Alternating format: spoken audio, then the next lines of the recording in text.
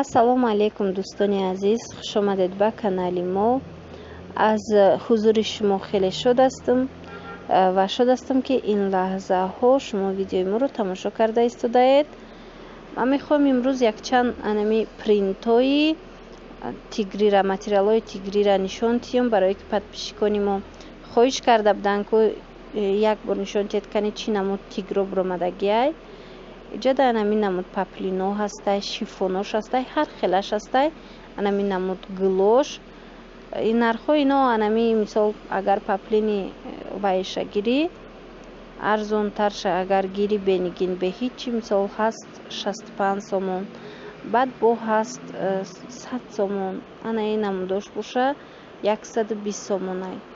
анами намуд принтҳо буромадагиай дӯстони азиз. у шахсое ки пурсон шуда будед ки ами гулои тигрира нишон диҳед ки ҳозир чанд намудаш буромадагиай, марҳамат бинед. дӯстони азиз, пеш аз оғози видео ман мехоҳам анамин як интернет магазина ки дар инстаграм қарор дора шумо да нишон диҳам, баъд адресша монам ба ми поёни вайда, поёни видеода. касое ки инстаграм доранд, марҳамат дроед, саломи моро аз номи канали мо расонед дар ин интернет магазин ва молошона тамошо кунед. дар онҷа бисёр борои нағз дора. ман шахсан барои магазини хидмо, барои савдо аз амҷа мегирам, барои клиентҳо мисол харид мекунам. бурукҳои нағз дора, барое ки чӣ хеле медонед ман либосҳои аврупоӣ мефурӯшам. касое ки мехоҳанд, марҳамат анами адресҳои инстаграм интернет магазинай дромада тамошо кунед дӯстони азиз дар поёни видеои мо.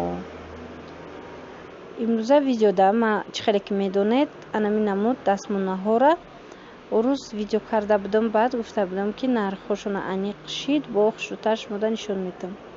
ҳамин намуд дастмонаҳо дар корвон, тарафи корвон сити таги нави содаяй.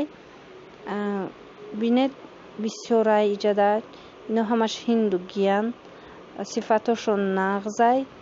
як чизи дигар ки ино сафед намешаванд, сиёҳ намешаванд. мисол ваюш чӣ хеле ҳами фурӯшанда ба мо гуфт, ино дар анами дохилшон мисол дар таркиби ами вақти сохтан бронза истифода бурдагиам. аз анами сабаб ҳамин дастмонаҳо баъд бо ма ҳозир гӯшпорошам нишон медиҳам. мисол дастмонаҳо гӯшпоро ҳечи намеша, сифаташон нағзай. на марҳамат тамошо кунед. дар анами як пачка чаш 6 дона дора. нархи ино 120 сомонан. ами 6 донаш 120 сомонай. бобинед чӣ хеле коробкачаҳои хушрӯда кардагиай. ҳозир ман инаиша мекушом, бо шумода нишон медиҳам. касое ки мехоҳанд, марҳамат тамошо кунед дастмонаҳоро. бо баъди ман гӯшпороро низ нишон медиҳам, то ки шумо тамошо кунед ва интихоб кунед.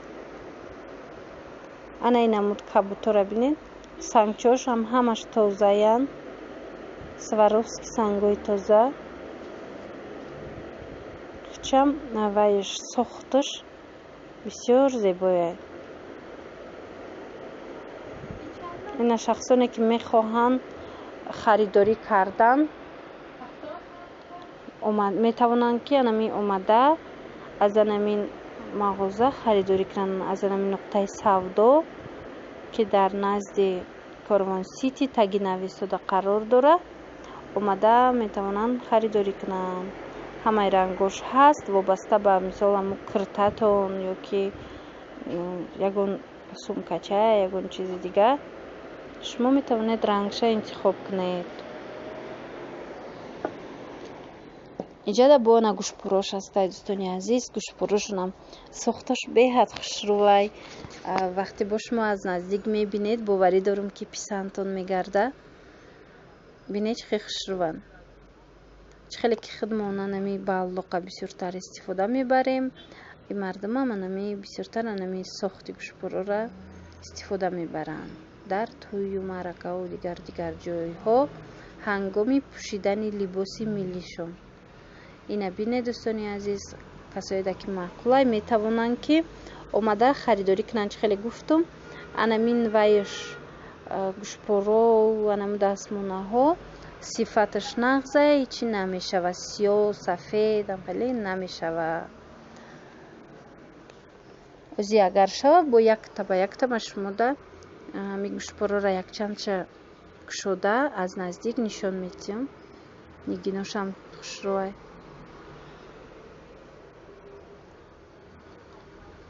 ин гӯшпороям нархошон чӣ хеле гуфтам 120 сомонаи дӯстони азиз.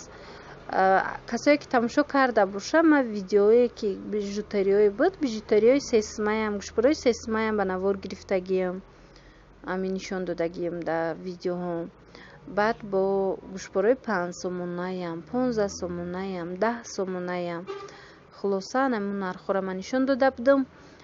баъд бисёре аз подписчикони мо хоҳиш карданд ки камакак бижутериёи қиматирам як бор видео карда нишон тиҳед то ки мо бинем чӣ хеле сохтай мисол чӣ хелиян ваё баъд нархоша фаҳмонед. имрӯз ма тасмим гирифтам ки анамин намуд бижутериёи ҳиндугира шумода нишон тиҳам дӯстони азиз. анаи гӯшпоршам бинед чӣ хеле хушрӯякай.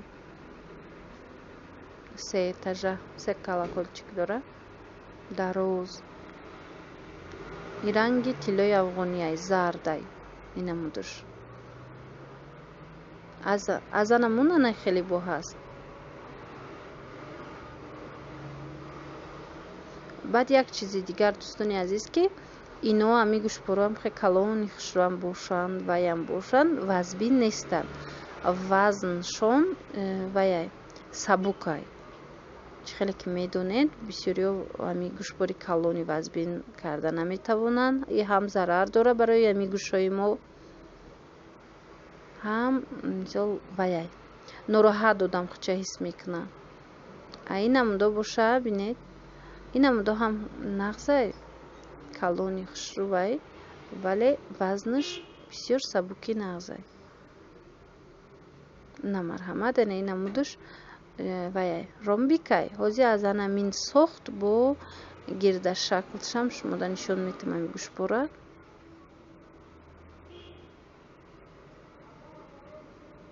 бо анамихе нуқрагиш бар ин ҳаст. нуқрагишам чӣ намешава бижутерияю бо анамин вай ранги нуқра кардагиям сафед намарҳамад тамошо кунед. аз ин бо дигар нигиндоршам ҳаст дигар рангаш озин ма шумода бо пешниҳод мекунам. бинед чӣ бисёр аҷада анай гирдашаклаш ӯ яке ози ман нишон дода будам. не намудош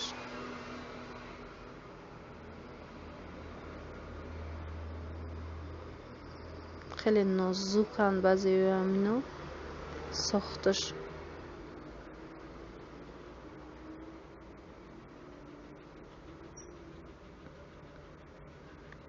баъд аз анаи ҳаст. аз ин ман авози тилло гуфтастам бижутерияи зарча нишон дода будам. иша бинед иш бо анамихай нигинои чӣ дора нигинои сафед дора ранги нигинои марворид боре 3 тагай вая ана бо 1 тагаш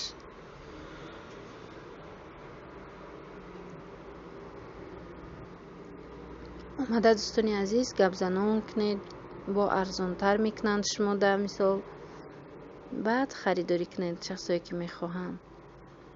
бо анахе сафедаш ҳастай иҷада хеле ва хеле зиёдаи гӯшпорам дастмонаям ва ҳама ира бо кунак шудум ки видео дарози баъд мешава шояд бисёриё писанд накунанд чунин намуд видеора. ана бинед ана ин намудош бо анам хел ранг дора пурра и метавонед ки ҳам хеле ранг дастмона гиред баъд ҳам хеле ранг гӯшпор гиред баъдан ин мешава комплекти хеле зебо. ана нигин кабудшам бисёр хушрӯ.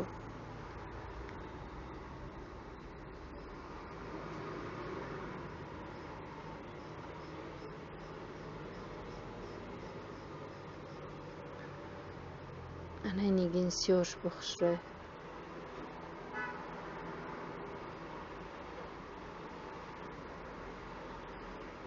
بینید این سیاهش به همه چی پوشیده میشه و مثال با دیگر نمود کرده رنگ دیگر خیلی باشه ولی سیاه میشه و به همون چیز کامپلکت کرده پوشید.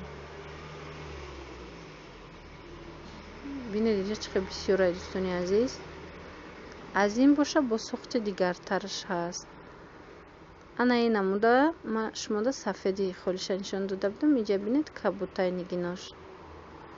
خلاصه دوستانی عزیز امروز ویدیوی ما به پایان میرسه. امیدوارم به شما پسند میآید و ماندن لایک رو فراموش نخواهید کرد. باقی سربلند و خانه آباد باشید. خیر تا برنامه های آینده ما رو انتظار